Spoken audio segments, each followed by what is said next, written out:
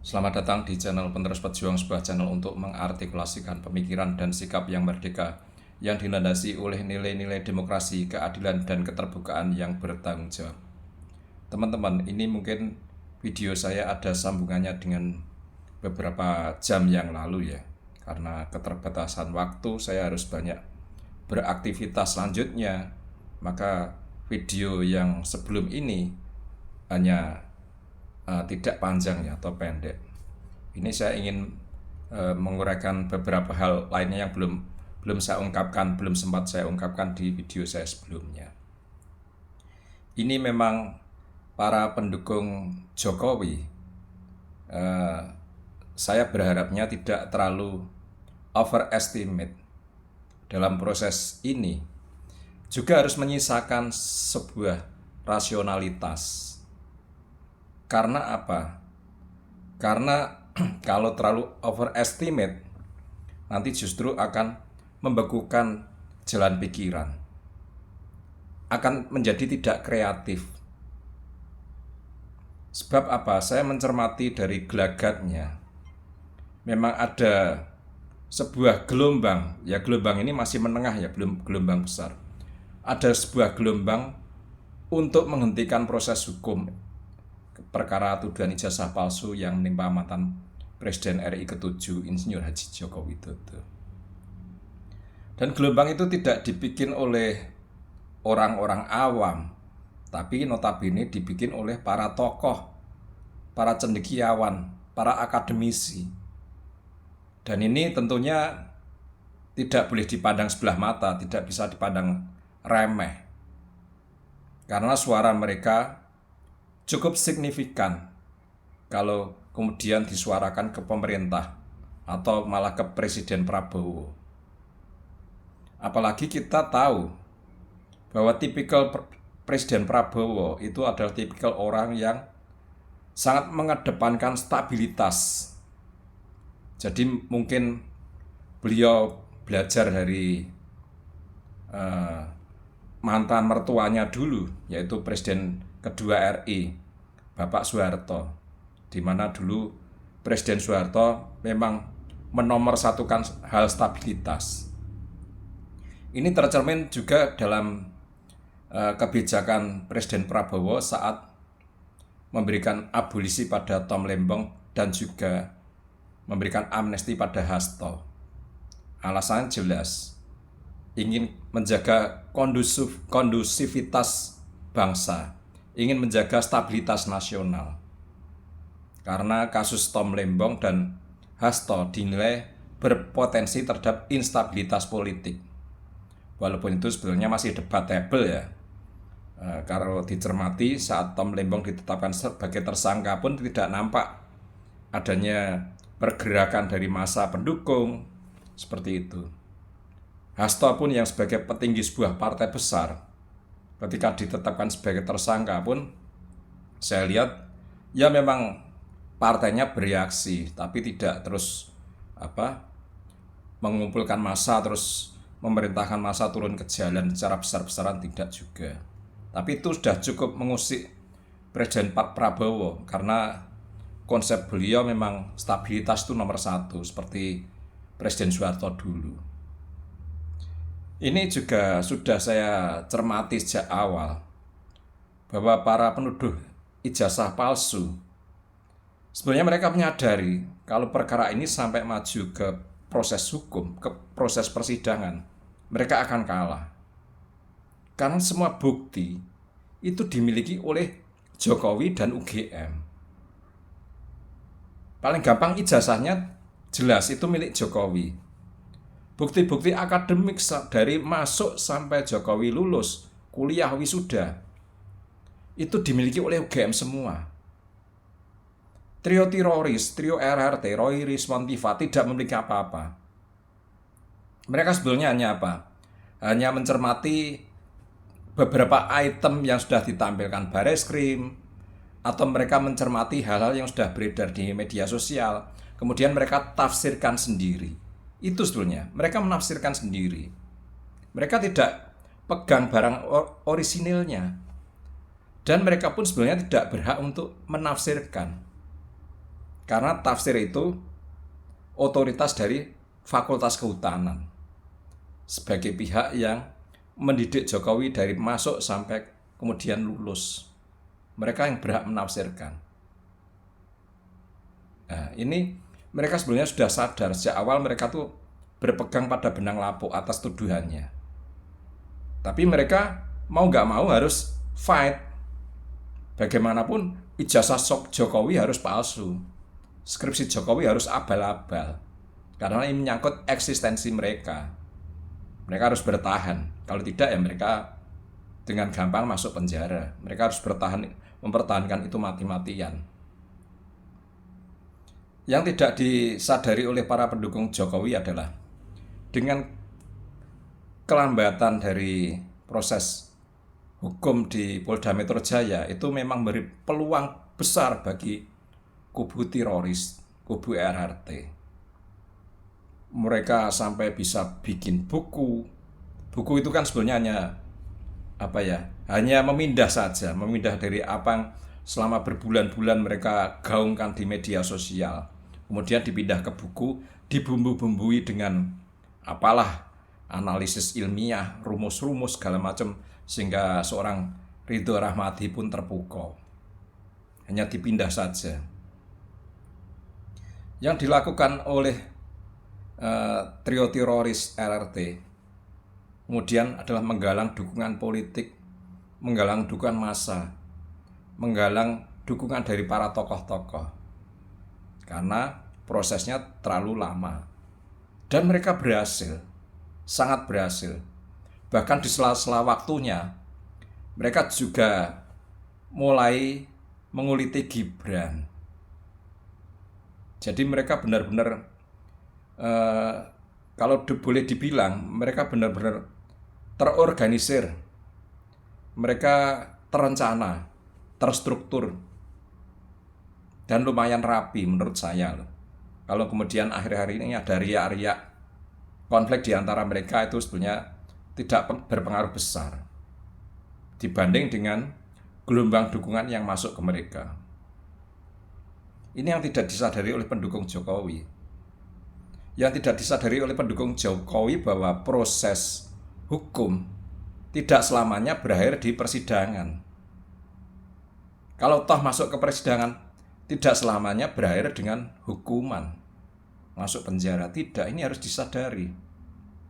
Dan para penuduh ijazah palsu sedang merintis ke arah sana untuk menghentikan proses hukum yang sedang berjalan.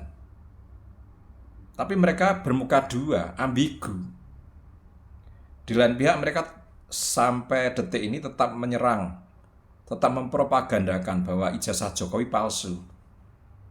Tapi di belakang panggung, mereka mencari cara agar proses hukum tidak berjalan. Kalau mereka kadang-kadang ngomong, ayo Pak Jokowi, jangan cabut laporanmu, itu hanya gimmick, nggak beneran. Mereka sebenarnya ingin proses hukum ini dihentikan, karena tujuan mereka untuk menjatuhkan harkat martabat Jokowi sudah tercapai. Itu nggak akan hilang. Apalagi sudah dibukukan. Apalagi ribuan jejak digital sudah ditorehkan, baik oleh mereka sendiri, oleh para pendukungnya, yang mana banyak menista Jokowi. Itu tidak mungkin dihapus, stigma itu, labeling itu tidak mungkin dihapus. Mereka sudah berhasil dari sisi untuk menjatuhkan harkat martabat Jokowi. Kemudian kadangkala pendukung Jokowi terlalu overestimate berdasarkan survei. Benar, Jokowi masih didukung oleh katakanlah 70% lebih rakyat yang disurvei. Bahkan dalam perkara ini, survei untuk Jokowi masih di kisaran angka itu, masih bagus. Bahkan kalau nggak salah yang terakhir sampai menembus 80%. Tapi harap diingat bahwa besarnya angka yang masih katakanlah mendukung Jokowi itu adalah mayoritas masyarakat yang tidak bergerak. Silent majority, katakanlah seperti itu. Atau orang-orang yang di rumah-rumah, bapak-bapak, ibu-ibu. Kita mungkin dapat gambaran paling gampang, mereka-mereka itu yang nyaris setiap hari berkunjung ke rumah Jokowi.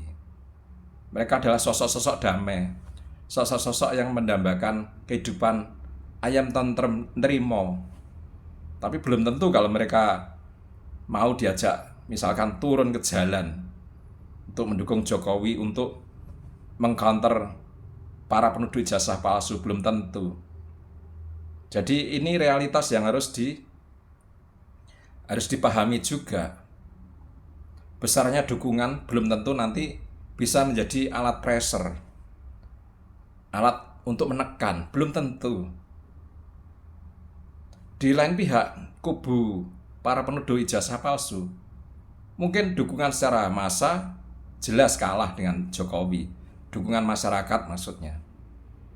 Tapi masyarakat yang mendukung mereka adalah massa bergerak, aktivis. Nah, ini bedanya di situ.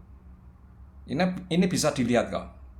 Mereka yang bergerak ke KPU, terus mereka yang selalu hadir di demo-demo.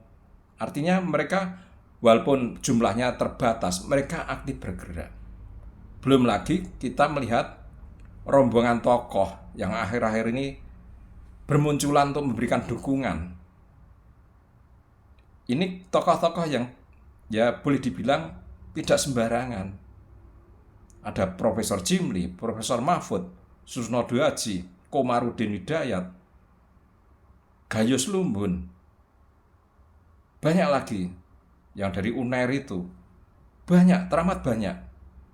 Terus Tono Saksono. Banyak sekali. Itu tokoh-tokoh itu boleh dibilang apa ya? Kita tidak boleh underestimate pada mereka. Sedikit banyak mereka berpengaruh. Apalagi mereka mantan pejabat tinggi negara. Banyak yang mantan pejabat tinggi negara. Khusus untuk Jimli, untuk Mahfud, saat ini mereka berada di sentra kepolisian. Ada di Komisi Percepatan Reformasi Polri. Mereka bertanggung jawab ke Prabowo. Saya yakin saat ini Kapolri sebagai anggota Komisi Percepatan Reformasi Polri tidak berkutik. Adanya cuman harus manut dan manut. Karena yang direformasi adalah organisasinya, institusinya. Yang berkuasa ya Jimli, Mahfud, seperti itu. Ini perlu dipahami. Belum lagi ada mantan Hakim MA, Gayus Lumbun, Marwarar. Mereka sudah bersuara yang sama. Banyak lagi tokoh-tokoh nasional. Di lain pihak, kita harus juga lapang dada melihat bahwa pendukung Jokowi sekilas ini saya bilang sekilas, masih stuck, hanya yang itu-itu saja. Saya sebetulnya kasihan ya, macam pada Andi Aswan, Freddy Damanik, Ade Darmawan. Mereka harus menghadapi front begitu banyak. Sedangkan pihak lawan personilnya banyak. Bermunculan klaster-klaster. Nah ini. Jadi saya hanya ingin mengajak bahwa jangan terlalu overestimate. Memang keadilan yang sejati, permasalahan ini harus dibawa ke persidangan sampai putusan hakim yang inkrah, sehingga diketahui siapa salah, siapa yang benar. Itu mestinya.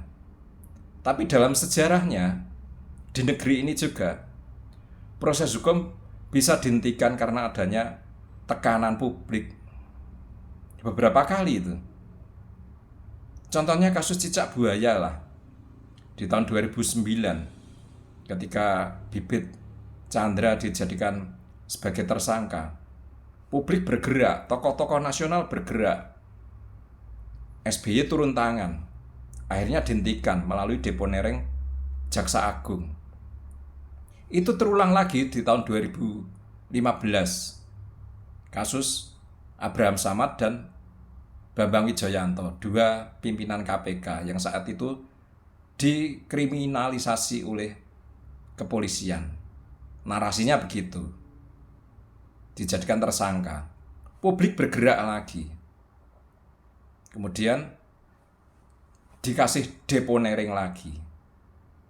Ini gejala ini sudah mulai nampak seperti itu. Tokoh-tokoh besar, tokoh-tokoh nasional mulai berduyun-duyun menyuarakan hal yang sama agar kasus ini tidak dipidanakan, agar kasus ini dihentikan oleh Prabowo, agar Presiden segera turun tangan untuk menyelesaikan ini. Tadi malam Gayus Lumbun sangat keras meminta pada Presiden Prabowo untuk menghentikan proses ini. Nah, ini harus dicermati. Itu bisa bergayung sambut dengan Prabowo yang sangat menyukai stabilitas. Itu loh, ini harus disadari. Jadi misalkan nanti tidak sesuai harapan, ya bagaimana lagi?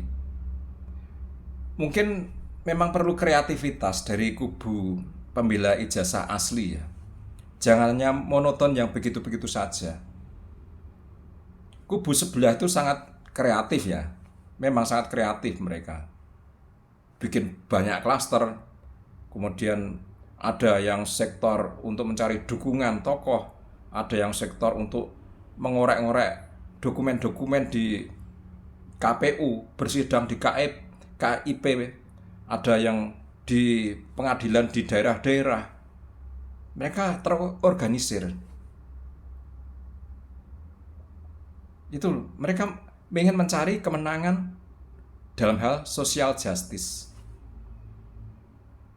Secara legal justice, mereka sudah sadar mereka akan kalah. Mereka mencari sisi lain, mencari dukungan politik, dukungan tokoh, dukungan publik. Dan ini mereka sudah merintisnya, sudah nampak. Apalagi nanti di awal Desember ada acara reuni alumni 212, di mana beberapa tokoh reuni itu juga beberapa menjadi tersangka. Ini juga harus dicermati juga. Massa itu, artinya massa. Sedangkan kubu Jokowi belum nampak adanya massa ya. Maksudnya ya memang kita tidak harapkan massa dibalas dengan massa. Tapi dalam proses ini massa itu berpengaruh sekali ya, seperti yang saya katakan tadi. Mereka mencari dukungan massa untuk menghentikan proses hukum. Karena beberapa kali juga sudah terjadi di negeri ini. Hukum prosesnya bisa dihentikan ketika ada tekanan publik, tekanan massa, tekanan tokoh, tekanan civil society. Gitu. Terus saya juga ingin memberi masukan pada pendukung Jokowi. Tidak perlulah untuk membuka banyak front, menyerang beberapa partai. Memang kalau secara sekilas beberapa anasir dari beberapa partai ikutan bersuara yang notabene cenderung memojokkan posisi Jokowi. Tapi itu belum terbukti secara benar apakah itu ada kaitannya dengan partai tempat mereka bernaung ataukah mereka secara person saja. Karena memang orang politik memang sukanya memang ngomong, nimbrung di berbagai permasalahan. Itu yang harus disadari. Jangan terlalu mengkait-kaitkan ke partai politik mereka kalau tidak memiliki bukti yang cukup. Karena apa? Itu justru tidak menguntungkan posisi Jokowi dalam perkara ini.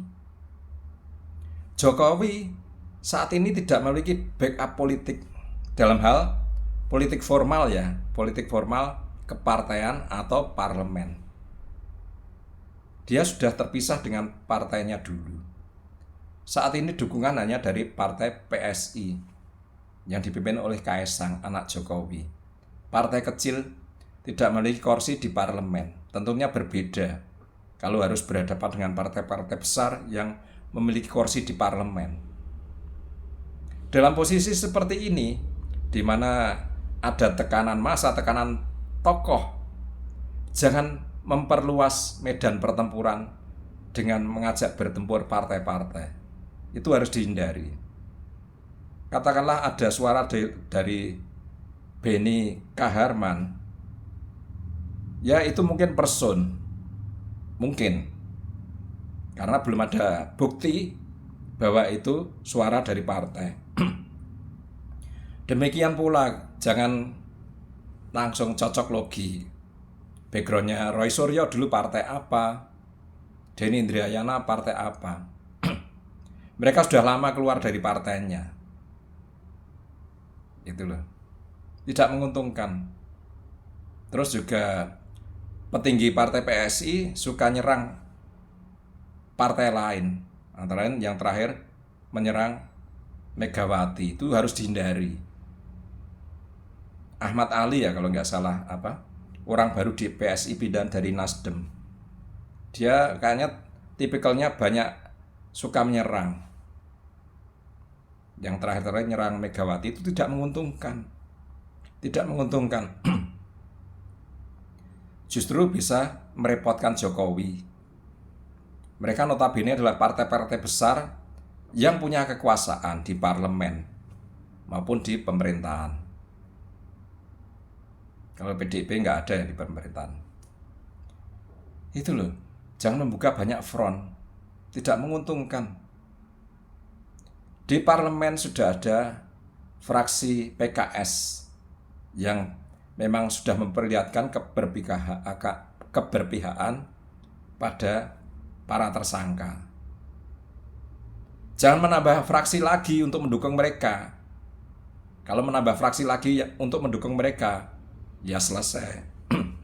Dibawa ke ranah politik, ke parlemen, mereka bisa saja membuat misalkan pansus atau apa. Repot Jokowi. Ini harus disadari. Dari pendukung Jokowi harus mulai mengkoordinir diri. Koordinasi. Seperti itu. Memang Jokowi masih punya relawan, tapi relawan itu kan partikelir lah, orang per seorang. Tidak memiliki kekuatan politik formal. Negeri ini diatur oleh kekuatan politik formal. Apalagi relawan Jokowi juga kemarin diganggu keutuhannya oleh Budi Ari. Keinginannya untuk membawa Projo ke gerbong Gerindra. Bahkan secara vulgar menginginkan logo Projo diganti. Dari siluet Jokowi diganti yang lain. Dia mengungkapkan bahwa Projo tidak ada sangkut pautnya dengan Jokowi. Itu nama dari Sansekerta. Ini sudah gangguan. Relawan yang tidak punya kekuatan politik formal di parlemen justru malah cenderung ada penggembosan lah, seperti itu. Jadi ini saran saya pada para pendukung Jokowi untuk mengkoordinir diri, untuk mengubah strategi, dan jangan memperluas medan pertempuran melawan partai-partai besar yang mempunyai kekuatan politik di parlemen maupun di kekuasaan. Siapkan diri seandainya nanti Presiden Prabowo benar-benar menghentikan kasus ini. Entah dengan format memerintahkan keluarnya SP3, deponering, atau abolisi. Ini tidak mustahil. Tom Lembong, Hasto, Sugiknur sudah nyata dapat. Nah ini harus mulai atur taktik dan strategi ya, seperti itu. Jangan monoton, jangan banyak membuka front pertempuran. Seperti itu. Mungkin cukup di sini video saya kali ini. Mohon maaf bila ada kata-kata yang salah. Tetap semangat dan salam merdeka.